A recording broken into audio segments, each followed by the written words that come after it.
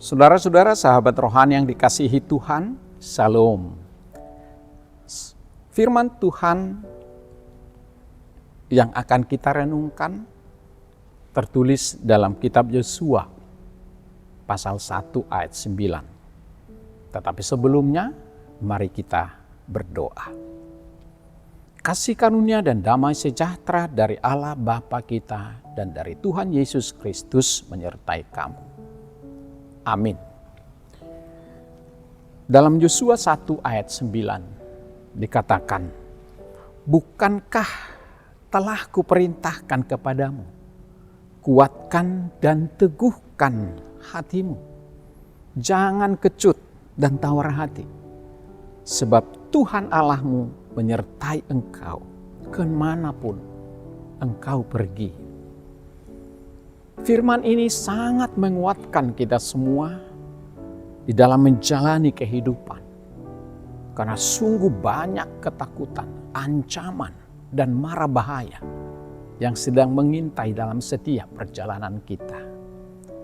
Itulah yang menguatkan Yosua ketika ditetapkan dipilih Tuhan untuk memimpin bangsa Israel, membawa mereka ke tanah perjanjian.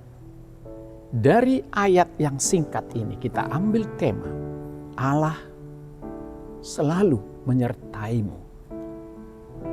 Sahabat rohani yang dikasihi Tuhan Yesus Kristus, George Washington Carver adalah seorang ilmuwan Afrika Amerika yang mengembangkan sejumlah produk dari kacang.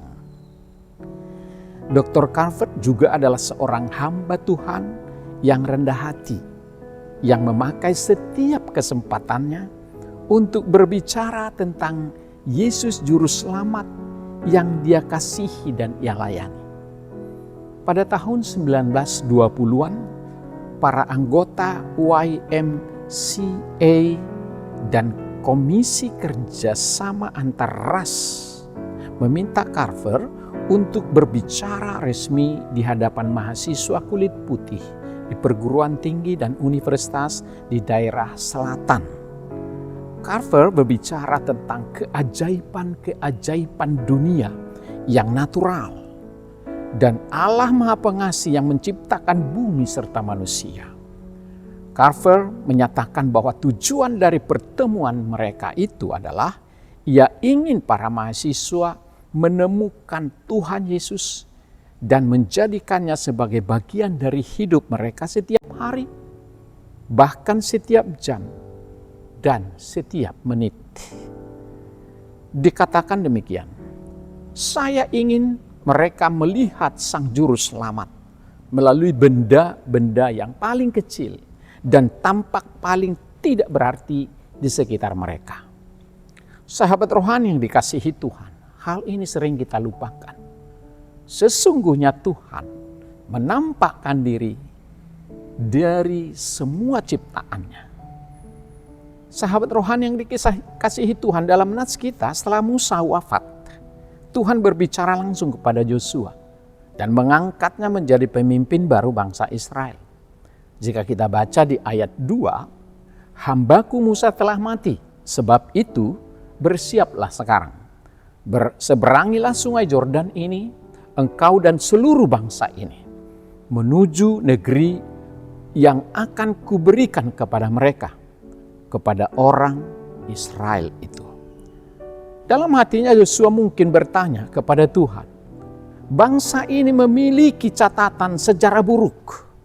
Tidakkah lebih baik jika orang-orang yang bersungut-sungut ini ditinggalkan saja? Tidak usah lagi dituntun karena mereka semuanya adalah pembangkang. Tetapi Tuhan berkata kepada Yosua, engkau dan seluruh bangsa ini, Allah berjanji akan membuat mereka berhasil jika mereka mengindahkan hukum dan Tauratnya. Keberhasilan mereka akan tercapai jika mereka taat kepada Tuhan dan mengindahkan hukum Tauratnya. Yosua pun melakukan semua yang diperintahkan Tuhan. Bahkan berjanji sebagaimana ia menyertai Musa, demikian Allah akan selalu menyertai Yosua. Ia tidak akan membiarkannya dan tidak akan meninggalkan Yosua sendirian. Tetapi Yosua diperintahkan supaya tetap kuat, teguh, tidak takut, dan tidak tawar hati. Karena Tuhan pasti akan senantiasa menyertainya kemanapun ia pergi. Sahabat rohani yang dikasihi Tuhan, luar biasa. Jaminan penyertaan Tuhan bukan hanya janji semata, tapi Dia wujudkan dalam penyertaan kehidupan umat Israel sampai pada tanah Kanaan. Dan janji akan kedatangan Mesias pun bukan hanya kata-kata semata, tapi itu sudah terwujud dengan kehadiran Allah di dalam Yesus Kristus yang disebutkan sebagai Immanuel, Allah menyertai kita. Sahabat rohani yang baik hati, apa pesan renungan ini bagi kita? Alkitab tidak hanya berisi hal-hal yang harus atau tidak boleh dilakukan dalam kehidupan manusia, tetapi juga mencatat berbagai pengalaman hidup orang-orang yang menyenangkan dan mendukakan hati Tuhan.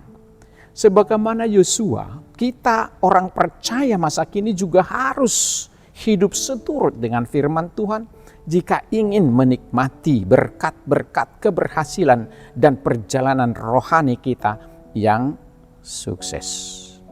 Yosua berpegang teguh pada janji Allah bahwa Tuhan akan senantiasa menyertai dirinya. Oleh karena itu dia pun tidak boleh menjadi lemah. Dia harus kuat, harus teguh, tidak boleh pelin-pelan, tidak boleh tawar hati walau banyak tantangan dan rintangan. Karena di tengah-tengah perjalanannya sebagai orang pilihan Tuhan, Tuhan akan selalu menyertainya. Sebagaimana Yosua, kita juga sering menghadapi banyak tantangan, banyak ancaman, banyak cobaan. Terkadang kita melihat situasi sekarang ini, hati kita menjadi kecut, hati kita menjadi pesimis, melihat keadaan dunia di sekitar kita dan berita-berita di media sosial, kabar-kabar kriminal dan sakit penyakit, kematian yang mengerikan, dan ancaman-ancaman yang lain. Terkadang membuat kita takut dan gentar menghadapi kehidupan. Tapi jangan lupa, Anda adalah orang percaya yang sudah dipilih oleh Tuhan menjadi pengikutnya. Sama sebagaimana Allah memerintahkan Yosua. Jangan takut dan kecut hati, jangan bimbang dan jangan khawatir. Jangan ragu. Aku akan menyertai kamu. Kata-kata ini harus menjadi pilihan kita untuk menjadi pegangan hidup kita dalam menghadapi tahun ini, tahun 2026. Dengan banyaknya terjadi ancaman peperangan, ancaman PHK, ekonomi, dan lain sebagainya. Bahkan bencana alam yang menghancurkan fasilitas dan harta manusia, bahkan nyawa manusia. Tuhan berkata, jadilah kuat. Betapapun parahnya kondisi yang kamu hadapi, betapapun parahnya kesalahan, betapapun sulitnya peperangan, betapapun lamanya penantian, jangan patah semangat, tetaplah berjuang, teruslah berjuang. Pada waktunya pasti Tuhan akan memberikan apa yang kamu harapkan. Disitulah kamu mengalami sorak-sorai, karena Tuhan adalah pemilik segala-galanya. Amin. Ketika menghadapi krisis, percayalah kepada Allah dan teruslah berjalan. Tuhan menyertai kita.